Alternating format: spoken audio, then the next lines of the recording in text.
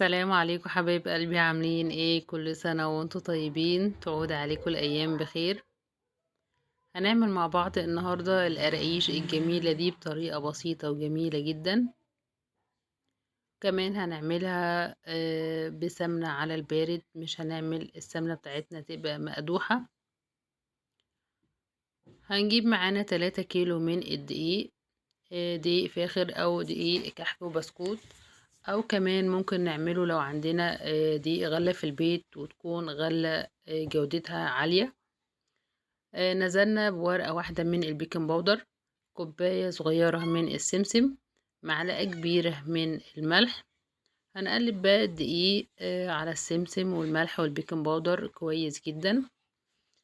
بعد كده معانا كيلو من السمنة السايحة، يا دوبك سيحت السمنة بتاعتي، سخنتها بس حاجة بسيطة، يعني ما قدحتهاش لان طبعا الكمية زي ما انتوا عارفين مش كتير، فمش هتلحق ان هي تتركن معايا. لكن طبعا الناس اللي بتعمل كميات اكتر من 10 15 كيلو فبتضطر ان هي تقدح السمنة علشان تحافظ على الكحك او القراقيش بتاعتنا مدة طويلة من غير ما تبدأ تغير من طعمها، وكمان تاخد بالها كويس من التسوية.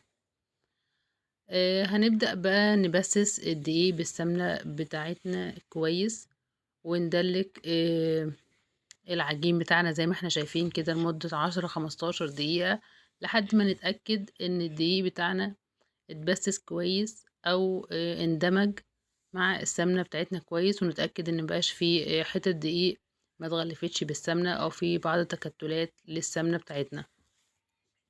فبنبدأ نقلب بقى او ندلك بايدينا او نبسس زي ما بيقولوا الدقيق والسمنة بتوعنا كويس. طبعا نوع السمنة بتاعنا بيفرق في نوع في العجين او النتيجة بتاعة القريش بتاعتنا، فلازم تبقى السمنة بتاعتنا تبقى بيضة. وطبعا لو عندك سمنة بلدي هتخلطيها او هتعملي سمنة بلدي فلاحي صافي بتبقى جميلة جدا. لكن طبعا مع غلو الاسعار فمش معنى ان مفيش سمنة بلدي ان احنا مش هنعمل كحك وبسكوت والحاجات بتاعة العيد. كمان نزلنا بفص من الخميرة، حطيته في شوية لبن دافيين، معلقة سكر، سبتهم تفاعلوا مع بعض. بعد كده نزلنا بإزازة من الفانيليا، إزازة من ريحة البرتقال، كمان إزازة من المورد. معانا الأساسي الفانيليا والمورد، لكن البرتقال ده اختياري. اختياري مش معنى كده ان انا مش هحطه، لا، بنختار بين البرتقال او الموز او جوز الهند، اي واحده من الثلاثه دول بنحطها، لكن الاساسي معانا اللي ما ينفعش ان احنا نرفعه او نحذفه هي الفانيليا والمورد، دول الازازتين دول ثابتين معايا. لكن ريحه البرتقال دي ممكن نغير بينها وبين الموز او جوز الهند. بنبدا بقى ننزل بالسائل بتاعنا. انا بالنسبه لي هعمل خليط من اللبن والميه. جبت لتر من اللبن والمية، التلت مية والتلتين لبن. لازم في العجينة بتاعة القريش أو الكحك يكون في نسبة مية علشان تبقى العجينة بتاعتي أو النتيجة بتاعتي بعد كده القرقوشة أو الكحكاية بتاعتي تبقى خفيفة معانا. بنبدأ طبعا ننزل باللبن بتاعنا أو السائل بتاعنا بالتدريج، عشان طبعا الأنواع الدقيق بتختلف من نوع للتاني، فممكن ما ياخدش كمية السائل بحالها أو ممكن يحتاج أكتر منها. فبنبدأ ننزل بالسائل بتاعنا بالتدريج ونبدأ نلم العجينة بتاعتنا، طبعا ما بيتلتش آه، جامد زي العيش والقرص والحاجات اللي احنا عارفينها اللي بنخبزها العادية دي. فبنبدأ ننزل بالسائل بتاعنا ونبدأ نلم العجينة بتاعتنا. بعد كده بناخد حتة صغيرة ونبدأ ندلكها في ايدينا علشان نتأكد ان العجينة بتاعتنا بقت جاهزة وهي مش مفتحة معانا. بنسيب بقى العجينة بتاعتنا ترتاح مدة 10 دقايق أو ربع ساعة بالكتير. بعد كده بنبدأ نقطعها قطع صغيرة وندلكها في ايدينا. بعد كده بنعملها رول زي ما احنا شايفين كده، ونبدأ نمشيها على الترابيزة او الرخامة حسب الحاجة اللي انتي هتخبزي عليها بقى. بنفرد العجينة بتاعتنا كويس بايدينا، بعد كده بنستخدم اي حاجة مخصصة للخبيز ونفردها علشان تبقى سمك القراقيش بتاعتنا كلها واحدة.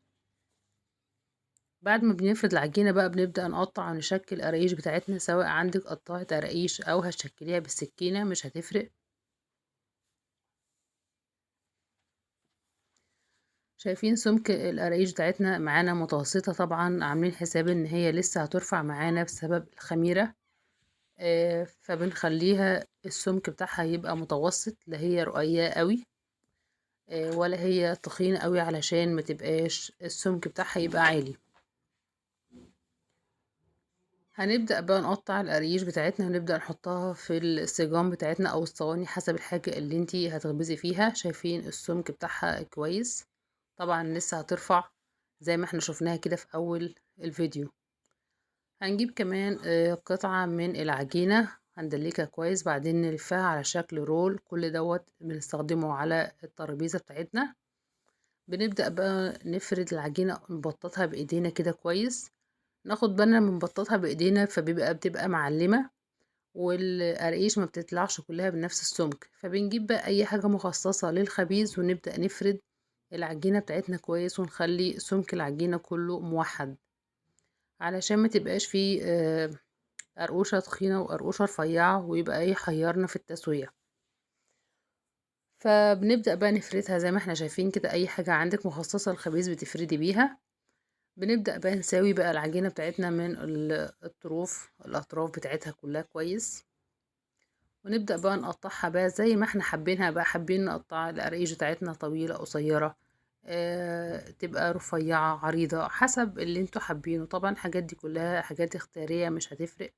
اهم حاجة ان احنا بنتكلم عليها آه المقادير بتاعتنا عشان تطلع مظبوطة.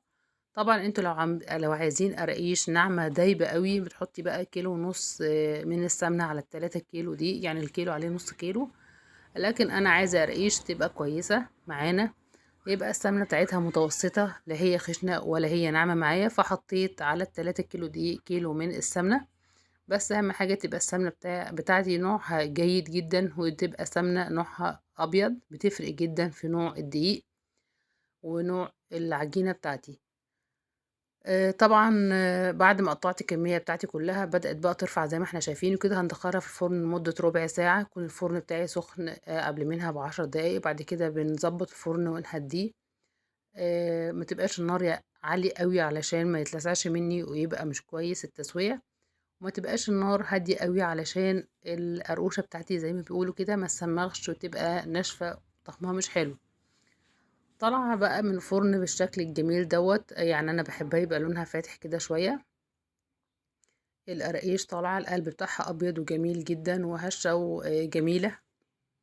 وكمان يعني هي السمنة بتاعتها كده مقدارها كويس، ما هياش دايبة قوي اللي هي بص يعني بتدوب كده في البق، لا هي برضو دايبة وجميلة بس مش الذوبان بتاع السمنة الكتير.